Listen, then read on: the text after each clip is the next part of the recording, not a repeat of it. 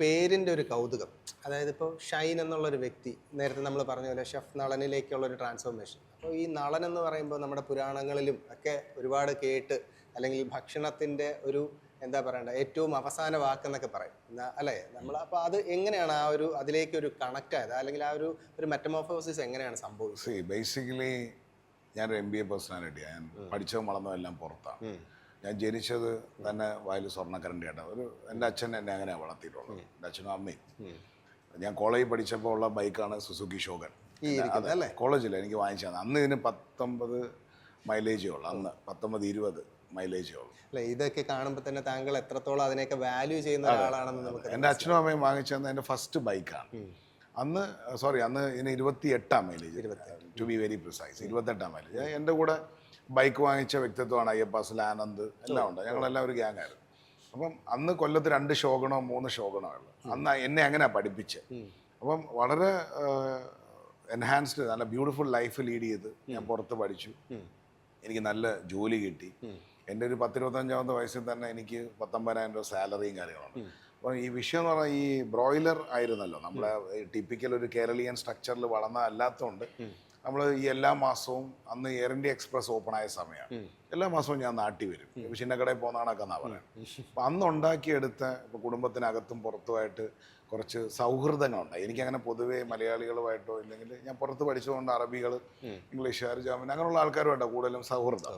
എനിക്കങ്ങനെ ടിപ്പിക്കൽ മലയാളികളുമായിട്ടുള്ള സൗഹൃദം കുറവാണ്. പിന്നെ NRI മലയാളികളുണ്ട്. അവർ പാവപ്പെട്ടവന്മാർ അവിടെ വന്ന് ഒരു ബെഡിൽ കിടന്ന് പഠിച്ച് വളർന്ന് വന്നവരാണ്. അപ്പോൾ അവർക്ക് നമ്മളെ വേദനകൾ കൂടുതൽ കണക്ട് ചെയ്യാൻ അറിയാൻ പറ്റും. പക്ഷേ നാട്ടിൽ വരുന്നവർ നോക്കുന്ന നമ്മളുടെ ക്രിസ്മസ് പപ്പ് വരുന്നതാണൊക്കെ എങ്ങനെ നമ്മളെ മാക്സിമം എക്സ്പ്ലോയിറ്റ് ചെയ്യണം എന്നുള്ളത്. അപ്പോൾ നമ്മൾ വരുന്നു, മദ്യപാനം, ഫുഡ് ഇതെല്ലാം കൊടുക്കും.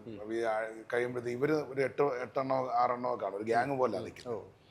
ഇവരിൽ നിന്നും ഇവർ അച്ഛനും അമ്മയും നോക്കാൻ നേരത്ത് ഇപ്പം എൻ്റെ തന്നെ ബന്ധത്തിലുള്ള ഇതാണെങ്കിൽ പോലും ഞാൻ വലിയ നിലയിൽ ബാക്കിയുള്ളവരാരും എത്തുന്നില്ല. അപ്പം എൻ്റെ അടുത്ത് വന്നിട്ട് നീ ഇവനെ കൂടെ കൊണ്ടുപോകണേ, ഇവനെ കൂടെ കൊണ്ടുപോകണം. ഞാൻ ലൈഫിൽ ചെയ്ത ഏറ്റവും വലിയൊരു അബദ്ധം എൻ്റെ അച്ഛൻ്റെ വാക്ക് കേട്ടില്ല എന്നുള്ളതാണ്. എൻ്റെ അച്ഛൻ പറഞ്ഞായിരുന്നു നീ അത് ചെയ്യരുതെന്ന് പറഞ്ഞായിരുന്നു. പക്ഷെ ഞാൻ ഇവരെല്ലാം കൊണ്ടുപോയി അത് തന്നെ എനിക്ക് കുരിശായി മാറുകയും ലാസ്റ്റിൽ വളരെ വലിയ ദുരന്തത്തിലേക്ക് ഞാൻ ചെന്ന് അവസാനിക്കുകയും എല്ലാവരും കൂടെ ചേർന്ന് എന്നെ പിടിച്ച് പറിച്ച് തട്ടിപ്പറിച്ച് എനിക്ക് സ്വന്തമായിട്ട് വീട് പോലും ഇല്ല, ഇന്നുമായിട്ടില്ല. അത് ശരി, മനസ്സിലായില്ല. എൻ്റെ വീടെല്ലാം നഷ്ടപ്പെട്ടു, എൻ്റെ എല്ലാം നഷ്ടപ്പെട്ട് നടു റോഡിൽ വന്ന് നിന്നൊരു വ്യക്തിത്വമാണ് ഞാൻ. അതിനകത്തെല്ലാം ബലിയാടായതെന്ന് പറയുന്നത് എൻ്റെ വൈഫാണ്. എൻ്റെ വൈഫ് ബേസിക്കലി ഇപ്പോൾ PhD ചെയ്തുകൊണ്ടിരിക്കുകയാണ്. അപ്പോൾ പുള്ളിക്കാരിയെ പോലും ഇതിനകത്ത് വലിച്ചഴച്ച് പുള്ളിക്കാരി ഒരുപാട് മെൻ്റൽ ട്രോമ അനുഭവിക്കേണ്ടി വന്നു. ഇതിനെല്ലാം ഒരു പ്രായശ്ചിത്തം എന്ന രീതിയിൽ ഞാൻ നാട്ടിൽ വരുന്നു, എല്ലാം നശിച്ച് നാട്ടിൽ വന്നു. ഒരു 6,000 രൂപയ്ക്ക് ഒരു ചെറിയ വീട് വാടകയ്ക്ക് എടുത്ത് അവിടെ ഈ ബൈക്ക് അടിച്ച് സ്റ്റാർട്ട് ചെയ്ത് BMW X5 X6 നിന്നുമാണ് വീണ്ടും ഷോഗണിലേക്ക് വരുന്നത്. ഈ ബൈക്കിലാണ് മോനെ സ്കൂളിൽ കൊണ്ടാക്കുന്നത്. മനസ്സിലായില്ലേ? വൈഫ് വീണ്ടും അടുത്തൊരു സ്കൂളിൽ 2.5 ലക്ഷം രൂപയൊക്കെ ശമ്പളം വാങ്ങിച്ചുകൊണ്ട് എൻ്റെ വൈഫ് ഒരു 18,000 രൂപയ്ക്ക് ജോലിക്ക് പോയി. ആ ശമ്പളം വാങ്ങിച്ച് വാടക കൊടുക്കുകയും അവിടെ ഇരുന്ന സമയത്ത് ഒരു സോഷ്യൽ ചാനലിനകത്ത് എന്നെ പറ്റിയൊരു വാർത്തയല്ല, അതെന്ന് പറഞ്ഞൊരു പ്രൈവറ്റ് പ്രോഗ്രാമാണ്. മനസ്സിലായില്ലേ? ഈ ഫോർ എക്സാമ്പിൾ ഈ ചില പ്രോഗ്രാംസ് വരുമല്ലോ, വിശ്വസിച്ചാലും ഇല്ലെങ്കിലും എന്നൊക്കെ പറഞ്ഞാൽ പെയ്ഡ് പ്രോഗ്രാം പോലെ. ഈ പെയ്ഡ് പ്രോഗ്രാമിനകത്ത് ബേസിക്കലി ഞാനൊരു ചായ പോലും വാങ്ങിച്ചു കുടിക്കാത്ത വ്യക്തിത്വം നിന്ന് പറയുകയാണ് ഞാൻ അയാൾക്ക് ലക്ഷക്കണക്കിന് രൂപ കൊടുക്കാനുണ്ടെന്ന്. ഞാൻ അയാളെ ഒരു ചായ പോലും വാങ്ങിച്ചു കുടിച്ചിട്ടില്ലായിരുന്നു. ഈ വിഷയം എന്ന് പറഞ്ഞാൽ പൊട്ടനെ ചെട്ടി പറ്റിച്ചാൽ ചെട്ടി ദൈവം പറ്റിക്കും. അത് ഇന്നല്ലെങ്കിൽ നാളെ സംഭവിക്കും, നമുക്ക് വെയിറ്റ് ആൻഡ് വാച്ചാ. അപ്പോൾ ഇദ്ദേഹം നിന്ന് ഇൻ്റർവ്യൂ കൊടുക്കുകയും ഇത് ഏതോ ഒരുത്തൻ ഡൗൺലോഡ് ചെയ്ത് യൂട്യൂബിനകത്ത് ഇട്ടിട്ട് ഈ ലിങ്ക് മൊത്തം കൊല്ലത്ത് അങ്ങ് ഷെയർ ചെയ്തു. അപ്പോൾ കൊല്ലത്ത് വന്നിരിക്കുന്ന ഞാൻ കോടിക്കണക്കിന് രൂപ തട്ടിക്കൊണ്ട് വന്നെന്ന് പറഞ്ഞാണ് കേസ്. ഞാൻ കൊല്ലത്ത് തന്നെ ഉണ്ടായിരുന്നു ബ്രദർ, കഴിഞ്ഞ ഒരു വർഷം മുമ്പ് വരെ. ഞാൻ 2015 വന്നിട്ട് 2022 വരെ ഞാൻ കൊല്ലത്തുണ്ടായിരുന്നു. എന്നെ ആരും തട്ടിപ്പറിക്കാനോ പിടിച്ചു പറിക്കാനോ ഒന്നും വന്നില്ല. ഞാൻ അവിടെ നിന്ന് എൻ്റെ സ്ക്രിപ്റ്റ് വെച്ചിട്ട് ഞാൻ എല്ലാം ക്ലിയർ ചെയ്ത്. അപ്പോൾ എൻ്റെ വൈഫിനാണെങ്കിലും ശരി ഭയങ്കര മെൻ്റൽ ട്രോമയായി. കാരണം ഞാൻ കോടിക്കണക്കിനുമായിട്ട് എന്ത് ചെയ്താലും ഷൈൻ എന്നടിക്കുമ്പോൾ ഇതാ വരുന്നത്. അന്നത്തെ മുഖ്യധാര മാധ്യമമാണ്. അപ്പം അന്ന് ഷൈൻ എന്ന് പറയുമ്പോഴത്തേക്ക് ഗൾഫിൽ നിന്നും കോടിക്കണക്കിന് രൂപയായിട്ട് വന്നു എൻ്റെ വൈഫിനോട് ചേർത്തുള്ള ഫോട്ടോ കാണിക്കുക. പക്ഷെ വാസ്തവത്തിൽ താങ്കൾ വളരെ ഡ്രെയിൻഡ് ആയിട്ടാണ് ഇവിടെ എത്തിയത്. ദുരന്തം. അത് താങ്കൾക്ക് ഇപ്പം ഫോർ എക്സാമ്പിൾ എനിക്ക് ഒരു കാർ ലോൺ തന്നത് മരിച്ചുപോയ പ്രതാപൻ സാറാ bank of India second hand car എടുക്കാൻ പൈസ തന്നതാണ്. അപ്പോൾ ഇതെല്ലാത്തിനും തെളിവുകളുണ്ട്. കൊല്ലത്തെ ബാങ്കുകളിലായാലും കൊല്ലത്തെ ഇൻസ്റ്റിറ്റ്യൂട്ട് അന്വേഷിച്ചറിഞ്ഞറിയാം ഞാൻ വായ്പ എടുത്താണ് ഞാൻ ഇവിടം വരെ എത്തിയത്. അവർക്ക് പണ്ടുള്ള എൻ്റെ ബന്ധത്തിൻ്റെ പുറത്ത് അവരെനിക്ക് വായ്പ തന്നാണ്. ഇന്നും ഞാൻ കാശ് കൊടുത്ത് തീർക്കാൻ ആൾക്കാരുണ്ട്. തീർന്നില്ല, ഇനി ജെനുവിൻ ആയിട്ടുള്ളവർ. കാരണം എൻ്റെ തട്ടിപ്പറിച്ചുകൊണ്ട് പോയവർ പോട്ടെ.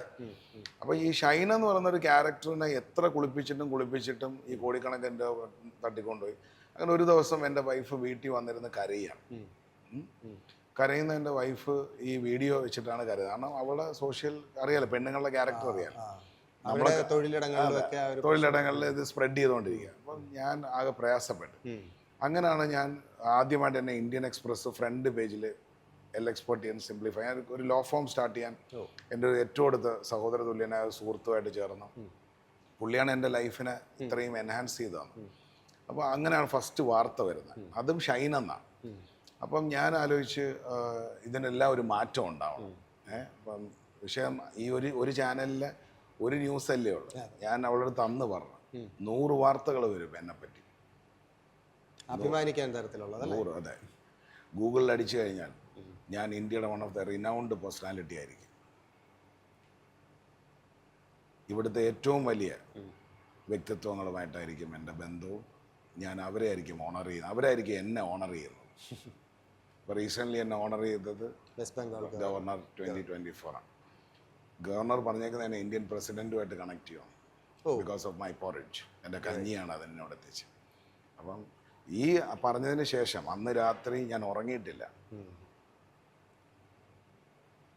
ഒരുപാട് കഴിവുകളും ആകാരവടിവായാലും ശരി, സംസാരിക്കാനായാലും ശരി തന്ന് എനിക്കിതെന്താ സംഭവിച്ചത്? ശ്രീത്തെ ആത്മഹത്യ ചെയ്യാൻ എനിക്ക് 1000 കാരണങ്ങളുണ്ട്. പക്ഷേ അതിനേക്കാൾ വലുതാണ് ഞാൻ, ഗീതയമ്മയുടെ മകൻ. എൻ്റെ അമ്മ എന്ന് പറയുന്നതാണ് എൻ്റെ ഐക്കൺ. എൻ്റെ അമ്മ മരിച്ച് 10-20 വർഷമായി. അപ്പം ഞാൻ എപ്പോഴും ചിന്തിക്കുന്നത് എൻ്റെ അമ്മച്ചി ഉണ്ടായിരുന്നെങ്കിൽ ഞാൻ എന്ത് ചെയ്യും? ബാക്കി എല്ലാവരെയും വായിച്ചാൽ. എൻ്റെ അമ്മയായിരുന്നു എൻ്റെ കൂടെ ഉണ്ടായിരുന്നെങ്കിൽ അമ്മ എൻ്റെ അടുത്ത് എന്ത് പറയും? എൻ്റെ അമ്മയുടെ കൂടെ പോലും ഞാൻ വളരെ കുറച്ച് വർഷങ്ങളെ ജീവിച്ചിട്ടുള്ളൂ. പക്ഷെ ആ കുറച്ച് വർഷങ്ങളിൽ നിന്ന് പിക്ക് ചെയ്തിട്ടാണ് ഞാൻ പറയുന്നത്.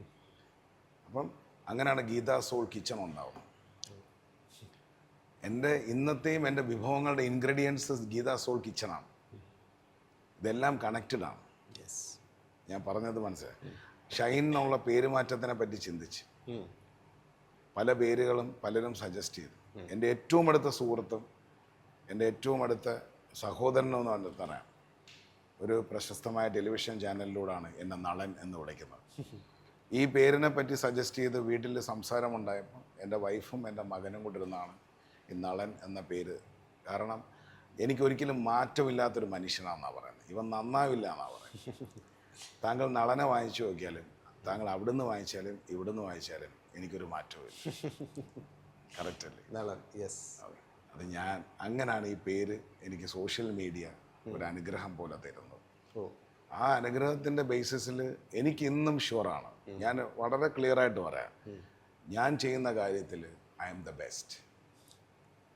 നാളെ ശ്രീജിത്ത് കഴിച്ച ഏറ്റവും ബെസ്റ്റ് ഫിഷ് ഫ്രൈ മനസ്സിൽ വിചാരിക്കും. ഞാൻ താങ്കളുടെ അമ്മയോടോ സഹോദരിമാരോടോ മത്സരിക്കില്ല. Because they are with gifted hands. അതൊരു ബ്ലെസ്ഡ് ആണ്.